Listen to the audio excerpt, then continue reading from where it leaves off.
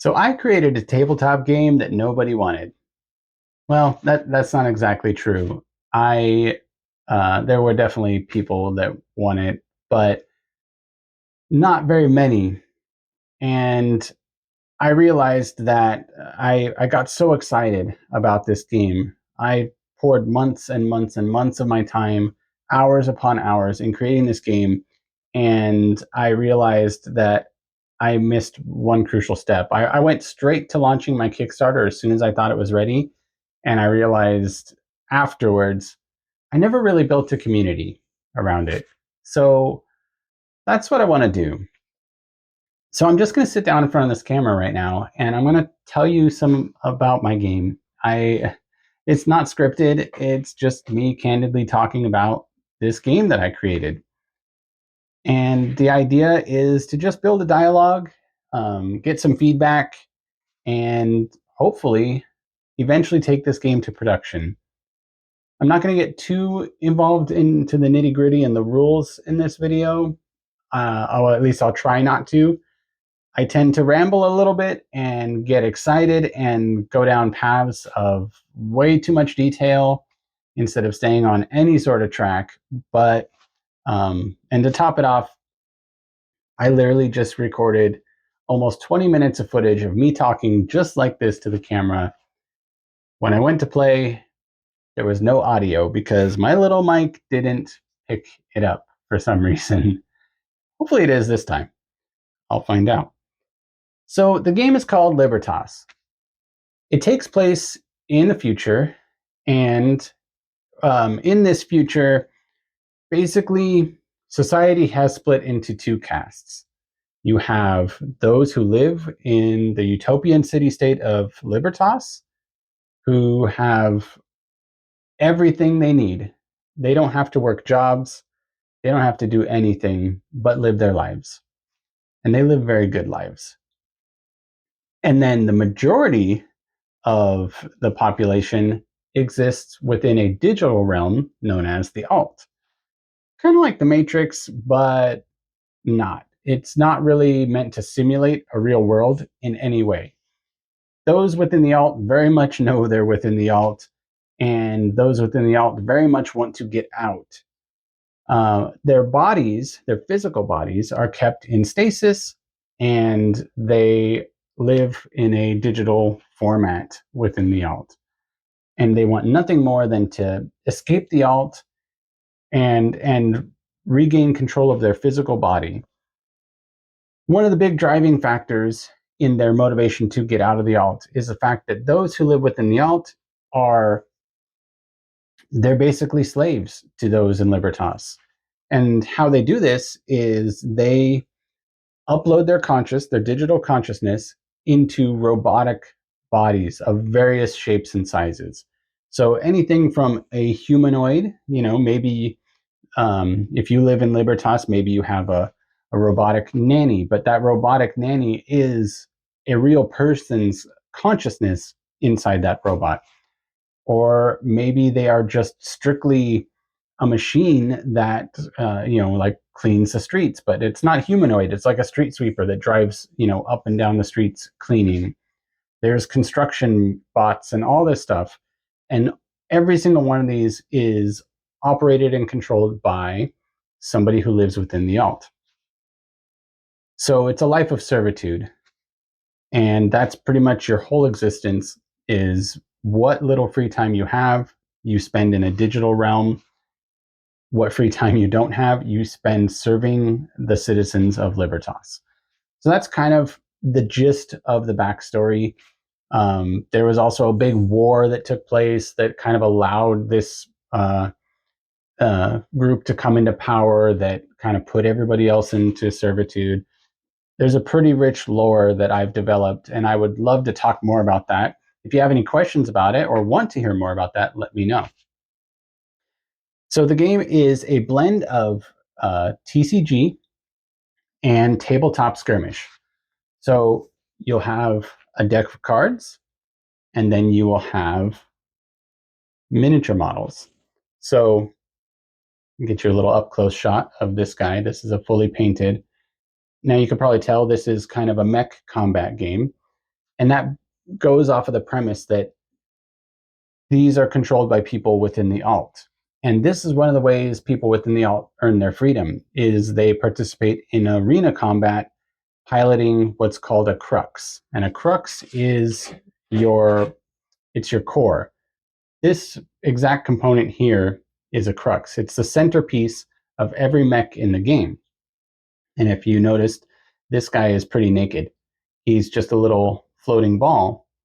Well, that's how you start in this game. But as I mentioned, there's deck building. So the cards and the models associated with the cards are collectible. So you'll open a pack, you won't know what's inside, and just like kind of a pack of, Pokemon cards, a Magic the Gathering, you'll look at what cards you got. But inside that pack with the cards will be the models that go to that cards or go with those cards. So if you draw the card for this particular crux, this model will be with that card. And that goes for all other components. There are primary weapons, auxiliary weapons, modules, and platforms. So give you an idea of what that really looks like. Hopefully you can see this. So here's another built out crux. So you have your crux, the primary weapons, an auxiliary weapon, a module, and a platform. The platform is what gives you your mobility. Your primary and auxiliary weapons give you firepower, and the module gives you extra bonuses. Maybe it provides shields or bonuses to your targeting, or maybe it's a rocket pack that gives you extra movement and mobility on the battlefield. I've designed a lot. And when I say I've designed a lot, I mean I 3D modeled every component in this game. I did all of the graphic design. I've designed every single card myself. I wrote all of the rules and everything in between, the package design, everything. And I've written all the lore. So it's my baby, it's something that I'm just ridiculously passionate about.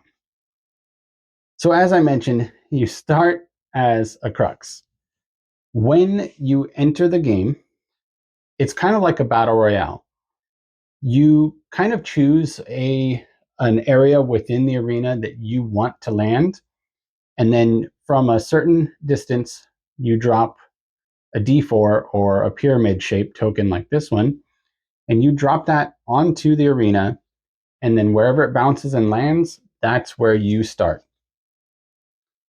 You only control one mech in this game. Each player only controls one mech. So the idea is that you're playing with a group of people. You can play with as few as two, and if you wanted to, you could play with another person, with each of you piloting multiple mechs. There's no rule against that. But the standard version of the game is each player controls one mech, and you want a pretty decent group size, 4 to 6 is probably kind of an ideal fun size, but the game is set up in a way where if you have a large enough arena and enough time, you can have like 32 players all participating in the same battle. I've also designed the game to keep the fun going when it's not your turn. An example would be there is a reaction system built into the rules of the game. So when it's not your turn, say if you are targeted by another player, there's a reaction system where you can either, fight back or perform any number of other actions that allow you to still participate even though it's not your active turn.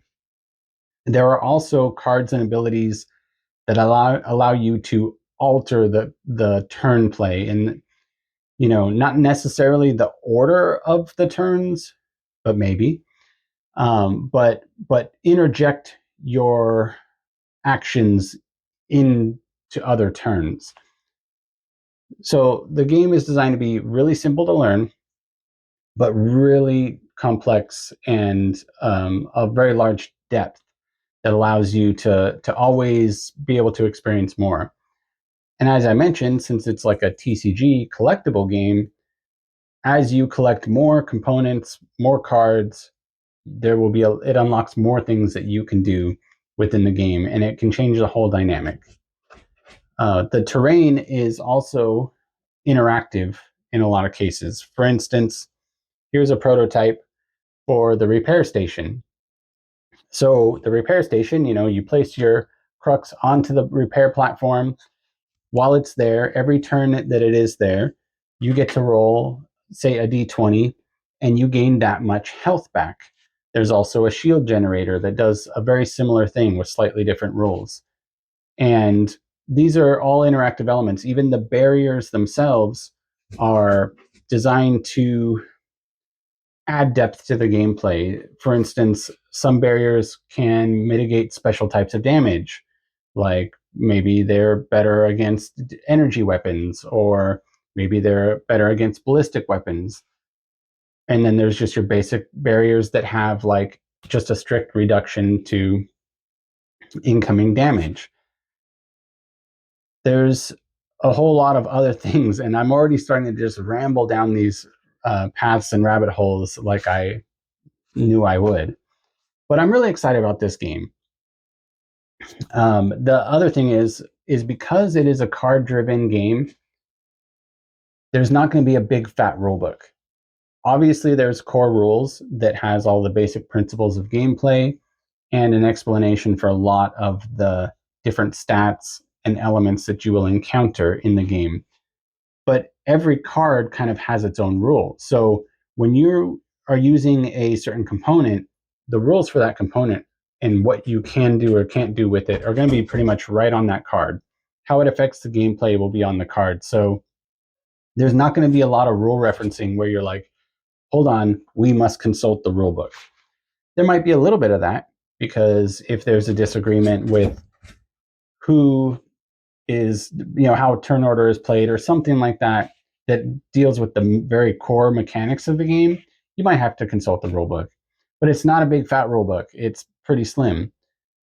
But on top of that, I also wrote a quick play rulebook, which allows you to jump in and learn the game without a lot of the deeper rules that break down, like maybe the barriers and stuff, and a lot of the deeper rules that just kind of add depth to the game, but aren't really necessary when you're learning to play. So when I launch this game, it will have both of those, and you can choose if you want to play the quick play rule set or the full rule set, and so on and so forth. Other things I want to talk about is, how do you equip weapons? So when you drop into the game, as you move about, you will encounter loadout stations. When you touch base with the loadout station, you get to draw 2 cards. So you draw 2 cards, right? You then look at these 2 cards, and those can be items, special abilities, a lot of other things that are in the game. And if they're items, components, you can equip them to your mech. And you may have also noticed one is green, one is blue. There is a rarity system as well. So there's the green common, the blue, which is rare.